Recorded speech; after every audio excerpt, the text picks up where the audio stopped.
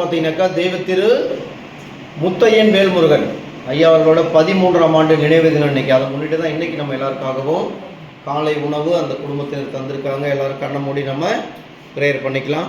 ஸ்தோத்திரம் ஆண்டவரே, எங்களை அதிகமாக நேசிக்கிற அன்பின் பரலோக தகப்பனே, உங்கள் ஸ்தோத்திரம். இந்த நாளிலும் அருமையான ஐயாவின் நினைவு தினத்திலே அவர்கள் ஆத்மாவை நினைத்து பிள்ளைகளுக்காக இந்த உணவை ஆயத்தம் செய்திருக்கிறார்கள். ஒவ்வொரு உணவும் பிள்ளைகளுக்கு ஆசீர்வாதமாய் அமையட்டும்.